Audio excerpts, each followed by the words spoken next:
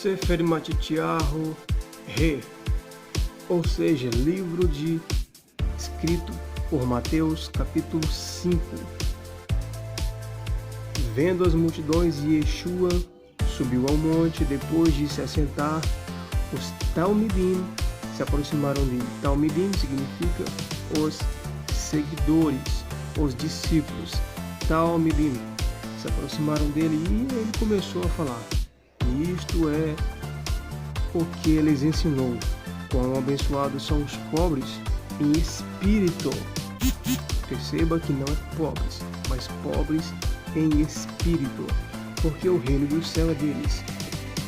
Quão abençoados são os que planteiam, porque serão confortados. Quão abençoados são os pacíficos, porque herdarão a terra. Quão abençoados que têm fome e sede de justiça, porque serão satisfeitos. Quão abençoados que demonstram misericórdia, porque lhes será demonstrada misericórdia. Quão abençoados os puros de coração, porque verão a Deus. Quão abençoados os que promovem a paz, a Shalom, porque serão chamados filhos de Deus, Ben Adonai. Quão abençoados são os perseguidos pela procura da justiça, porque deles é o reino do céu. Versículo 11. Continuação. Quão abençoados são vocês quando as pessoas os insultarem, perseguirem e inventarem todo tipo de calúnia contra vocês pelo fato de me seguirem. Alegrem-se e fiquem felizes, porque grande é a sua recompensa no céu. Eles perseguiram da mesma forma os profetas que vieram antes de vocês. Vocês são o sal da terra, mas se o sal perder o gosto, como torná-lo salgado novamente? Ele não tem mais utilidade, será jogado fora e pisado pelas pessoas. Este sal diz respeito ao próprio sal retirado do mar, que ele tenha o seu sabor, que faz a diferença, mas quando o sal não prestava mais nada, juntava-se os baldes e colocavam ali no chão do templo, na época de inverno, que era para os judeus pisarem e não escorregassem, porque o chão ficava todo envolvido de gelo, né? Então é por isso que diz, jogado fora e pisado pelas pessoas. Vocês são a luz do mundo. Luz é luno em latim, que quer dizer conhecimento. Então nós cristãos temos que ser a luz do mundo, nós temos que ser o conhecimento, nós temos que levar o conhecimento do Evangelho para o mundo, para todas as pessoas. Por isso que é importante a gente aprender e ler da parte de Deus sobre o Evangelho de Cristo, que é uma coisa simples, mas poderosa para a salvação de todo aquele que crê. Continuando no versículo 15, da mesma forma, quando alguém acende uma candeia, não cobre-a com uma vasilha, mas coloca no suporte para iluminar a todos os que estão na casa, assim que a sua luz brilhe diante das pessoas, para que elas também possam ver as boas coisas que fazem e louvem ao Pai Celestial de vocês. Que diz respeito que nós temos que se comportar de uma maneira em que as pessoas olhem para a gente e veja Cristo em nós, e veja a imagem e semelhança de Deus com o nosso comportamento. Não está dizendo a respeito da caridade, porque a caridade vai dizer que quando você fizer algo em caridade ao seu próximo, procure não mostrar para os outros, né? Procure não ficar exibindo-se a respeito dessas coisas.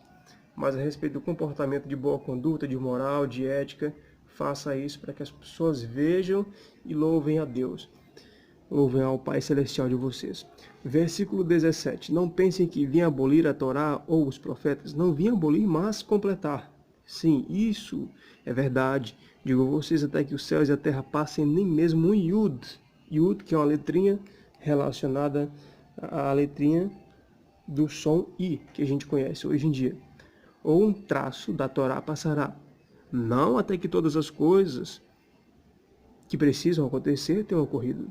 Portanto, quem desobedecer a menor dessas mitzvot, que é ordenanças, mandamentos, dessas mitzvot, e ensinar outras pessoas a agirem da mesma forma, será chamado menor no reino do céu. Mas quem obedecer a elas e ensinar dessa forma será chamado maior, gadol, maior, no reino do céu. Pois eu lhes digo, a menos que a justiça seja muito maior que a dos mestres da Torá e dos Pirushim, vocês não entrarão no reino do céu. Vocês ouviram o que foi dito aos nossos pais: não assassine, e quem cometer assassinato estará sujeito a julgamento. Mas eu lhe digo, quem demonstrar contra seu irmão estará sujeito a julgamento. Quem chamar o seu irmão de imprestável, isso aqui, irmãos, fala a respeito de ofensa. Você que ofende o seu irmão ou a sua irmã, se você chamar de imprestável, será trazido perante o Sanedrim.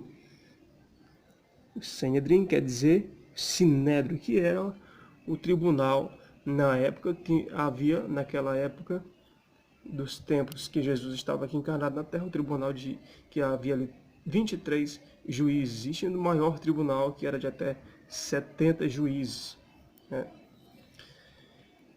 Será levado, trazido perante o Sanedrim, e quem disser tolo, olha aqui, outra ofensa, chamar o seu irmão ou a sua irmã de tolo, tola, incorre na penalidade de queimar no fogo do Gei Inon. Portanto, se você apresentar uma oferta no altar do templo e ali se lembrar que seu irmão tem algo contra você, deixe sua oferta junto do altar e faça as pazes com seu irmão. Então volte e apresente a sua oferta. Verso 25. Se alguém processar você, veja que o tribunal fala a respeito de processo. Então, irmão, mas aqui está falando do Sanedrim, que quer dizer as sinagogas. Ok, Sanedrim e sinagogas, mas hoje em dia diz respeito ao tribunal, diz respeito à justiça. Se você ofende alguém, essa pessoa pode lhe processar. Então, o julgamento que eu conhecia no Sanedrim, antigamente, nas sinagogas, hoje em dia, ocorre na justiça, no fórum, né? Então, não ofenda seu irmão nem sua irmã. E aí tem as consequências espirituais agora que ele vai dizer. Uma oferta no templo e ali se lembrar que o seu irmão tem algo contra você, deixe a sua oferta junto ao altar e faça as pazes com o seu irmão. Então volte, apresente a sua oferta. Se alguém processar você, chegue rapidamente a um acordo com ele enquanto ambos estão a caminho do tribunal. Caso contrário, ele poderá entregá-lo ao juiz e o juiz ao oficial do tribunal e você será lançado na cadeia. Sim, é verdade. Digo-lhe que você certamente não sairá até pagar o último centavo. Vocês ouviram o que foi dito aos nossos pais: não adultere, mas eu lhe digo, o homem que até mesmo olhar para uma mulher desejando ardentemente, já cometeu adultério com ela no coração. Se o seu olho direito fizer você pecar, arranque e o jogue fora.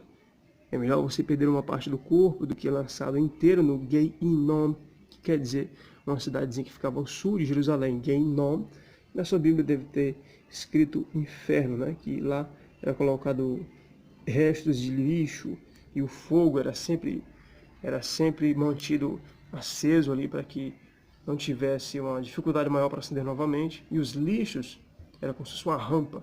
Os lixos eram sempre jogados lá. Era a grande rampa daquela região.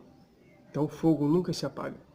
E Jesus vai usar este modo de falar para dar a entender a condenação dos ímpios. E aí a pessoa pensa que inferno é um local espiritual onde o fogo fica queimado.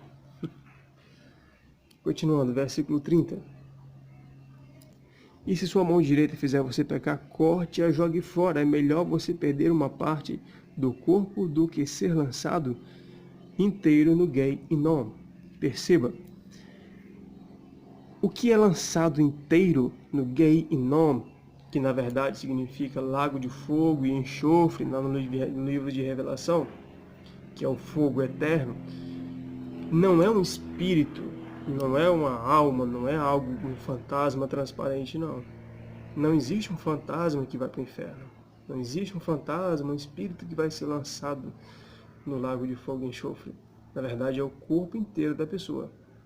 Por isso que ele vai dizer, é melhor arrancar uma mão, arrancar um pé, um olho, do que você acabar sendo jogado o corpo inteiro no lago de fogo e enxofre. 31. Foi dito que, se divorciar da mulher, deve dar a ela um gueto. Mas eu lhes digo que quem se divorciar da mulher, exceto por causa da fornicação, ou seja, da traição, transforma-a em adúltera. E quem se casar com a divorciada comete adultério. E ainda vocês ouviram o que foi dito aos nossos pais: não descumpra um juramento e cumpra todos os votos feitos a Adonai, a Deus. Mas eu lhe digo que não jurem de jeito nenhum, nem pelo céu, nem porque é o trono de Deus, aliás, nem pelo céu, porque é o trono de Deus, nem pela terra, porque é o apoio dos pés dele. Na sua Bíblia deve estar escrito assim: nem pela terra, porque é o estrado dos seus pés. O estrado dos seus pés e o apoio dos seus pés é a mesma coisa. Tá? Continuando aqui. Nem por Jerusalém. Jerusalém é Jerusalém, por ser a cidade do grande rei. E não jurem pela cabeça de vocês, porque não podem tornar branco ou preto um único fio de cabelo. Mas que o sim de vocês signifique apenas sim, e que o não seja apenas não. Qualquer coisa além disso tem origem no maligno. Eles respeitam se alguém tem alguma opinião e disser: olha, eu vou fazer tal coisa, sim.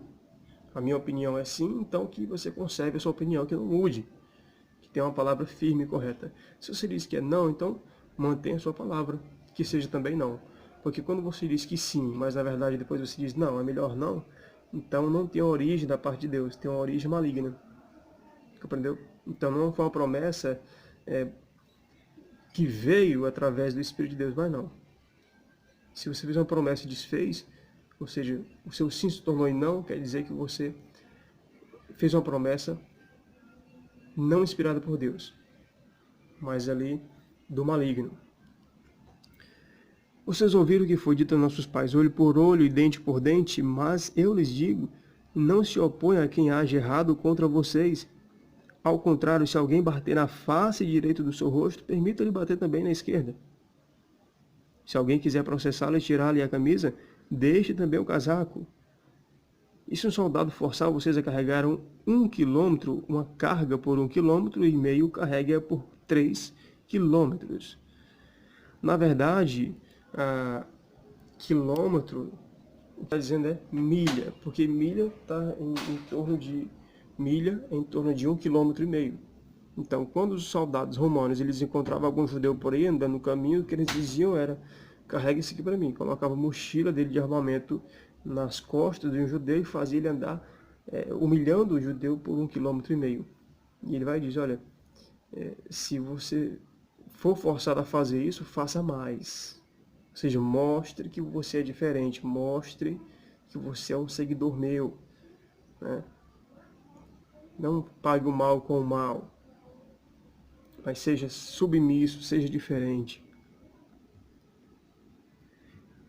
Quando alguém lhe pedir alguma coisa, dê o que for pedido. Quando alguém quiser pedir algo emprestado a você, empreste. Vocês ouviram o que foi dito a nossos pais: ame seu próximo e odeie seu inimigo. Mas eu lhes digo: amém. Olha aqui a dificuldade.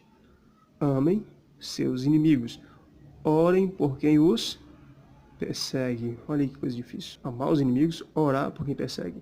Então vocês se tornarão filhos do Pai Celestial.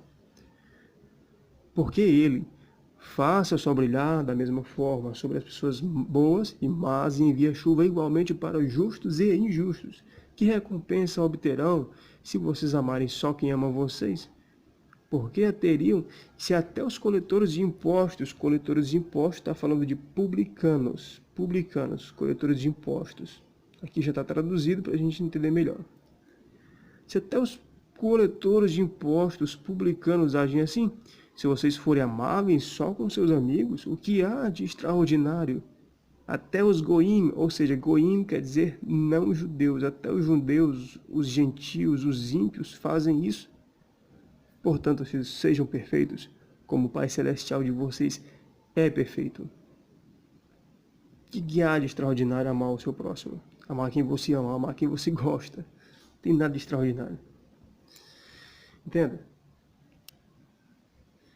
Você não é obrigado a gostar de uma pessoa que você não conhece, mas você é obrigado a amar.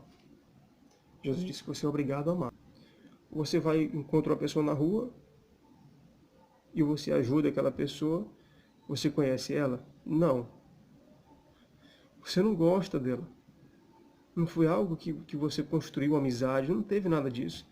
Mas você é obrigado a amá-la. Eu sou obrigado a amar uma pessoa que eu não conheço. Eu não gosto dela porque eu não conheço. Eu não construí um círculo de amizade ou intimidade com ela, mas eu tenho que amá-la. Ele vai dizer, se você quiser amar só aquelas pessoas que você conhece, que você gosta, que diferença vai fazer de você para os gentios, para os ímpios? Até eles fazem isso. Que a gente seja diferença. Que a gente seja o sal que faz diferença, a luz que ilumina. Que luz quer dizer lume, que quer dizer conhecimento. Que a gente leve a diferença e o conhecimento da parte de Deus. Para que a gente seja visto como verdadeiros seguidores de Jesus Cristo. Deus abençoe.